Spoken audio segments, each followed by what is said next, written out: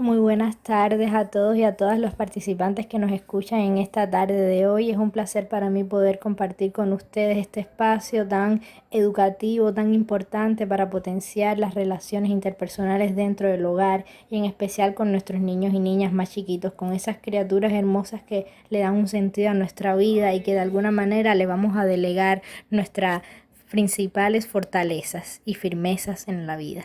Durante muchos siglos, la agresión dura y despiadada a la infancia fue justificada de disímiles formas. Se les consideraba como objetos de libre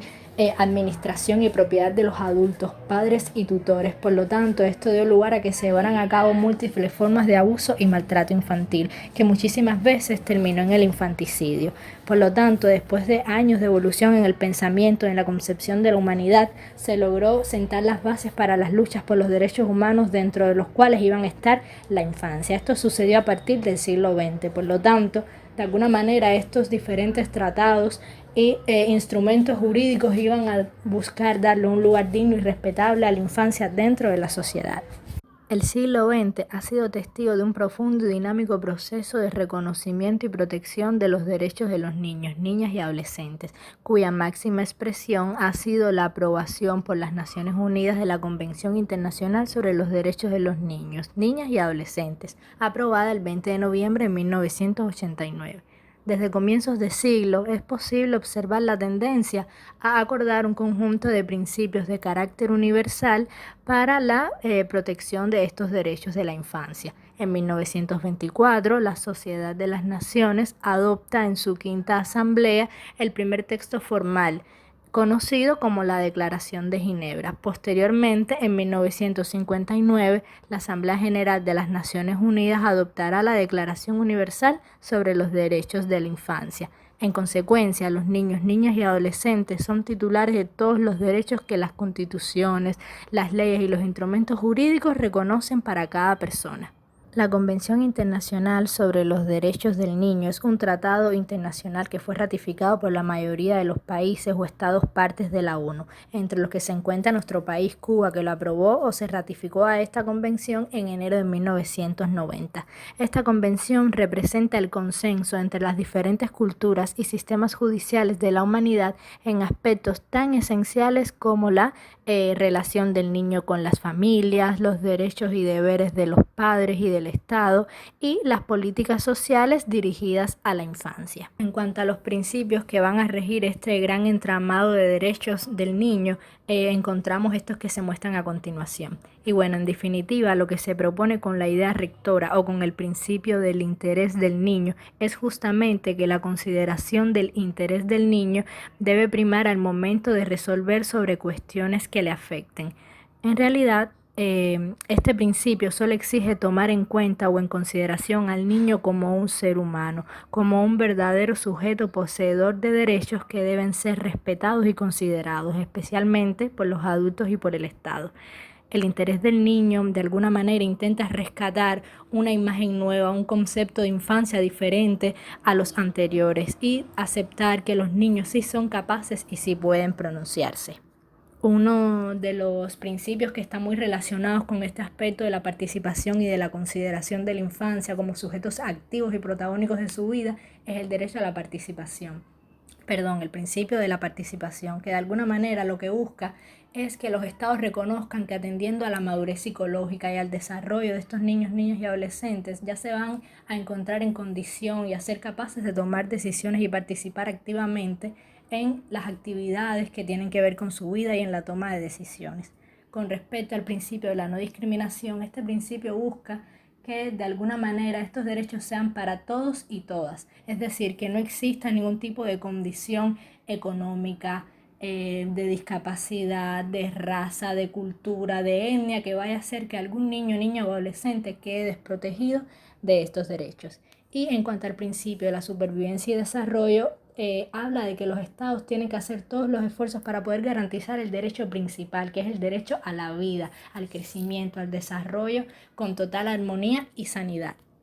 Dentro de los derechos más importantes y necesarios para el desarrollo armónico y saludable de nuestros niños tenemos, por ejemplo, el derecho a la salud y el derecho a la educación, el derecho a la libertad, el derecho a la vida, el derecho a la supervivencia, el derecho a tener una libertad de expresión, el derecho a ser escuchados, a que los niños se puedan comunicar, el derecho a crecer en un ambiente saludable, sano, libre de maltrato, discriminación y violencia.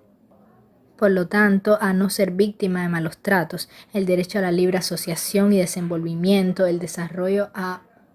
poder potenciar una personalidad íntegra, auténtica, verdadera, el derecho también a poder cuestionar, a tener inquietudes y que se respondan sus dudas, y el derecho a que su desarrollo cognitivo y afectivo sea bien estimulado desde las primeras edades.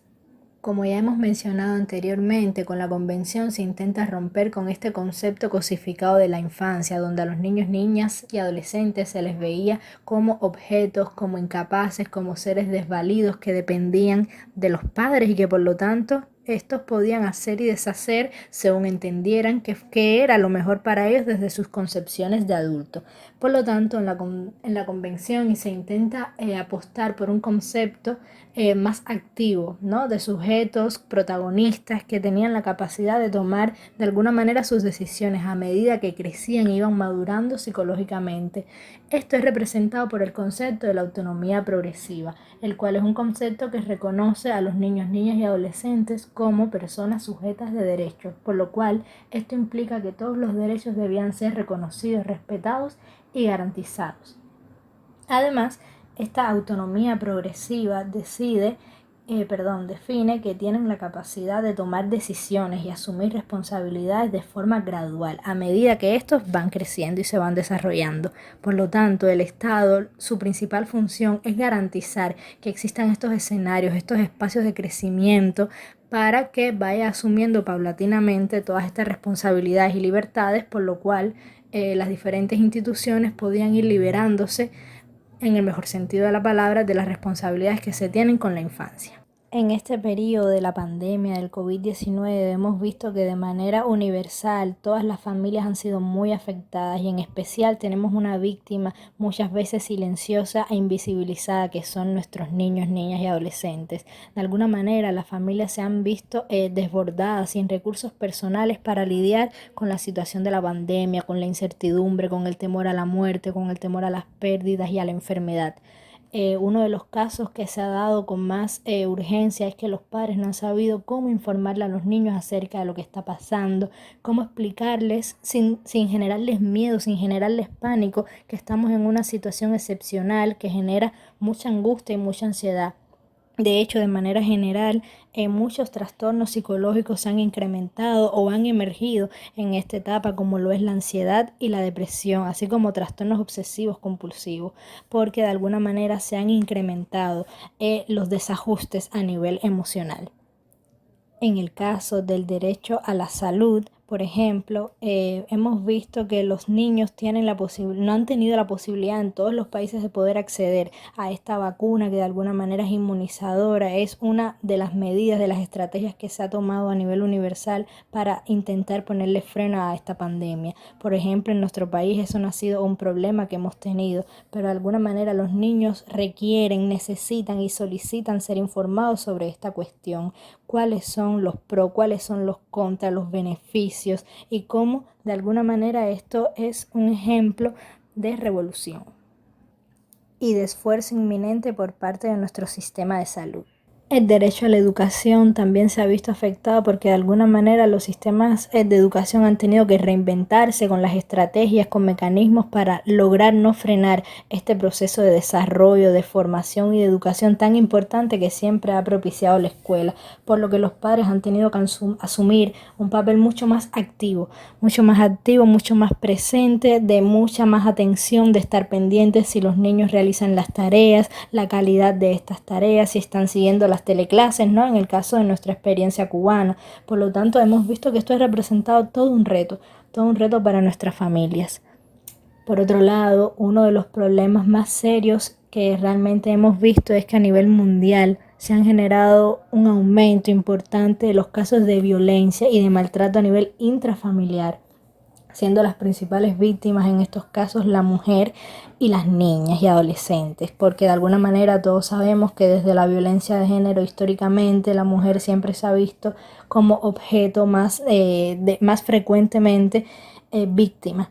en estos casos de violencia, abuso y maltrato. Y nuestras niñas también han sido víctimas de todo este proceso. Se han dado casos muy serios de abuso sexual y tristemente las cifras han incrementado muchísimo. Estos casos de violencia y de abuso realmente en la etapa de la pandemia se han disparado. Como principales recomendaciones para poder de alguna manera manejar estas crisis de ansiedad y de angustia de los infantes, es importante que los padres estén disponibles, que los padres estén presentes, que los padres pasen tiempo de calidad, que jueguen con los niños, que no se molesten con ellos cuando los vean tan demandantes, tan exigentes de la atención, porque para ellos es muy difícil la socialización, algo tan importante para esta etapa de crecimiento y desarrollo, se les ha obstaculizado. Por lo tanto, ahora mismo los padres tienen que representar ese escenario de juego, ese escenario de cuidado, de amor, de protección y de atención constante, manteniendo siempre los límites, por supuesto. No es que uno vaya a dejar de asumir las actividades diarias, pero entender que se va a tener que hacer un sacrificio inminente, de que es muy importante crear espacios que a lo mejor antes no eran tan necesarios,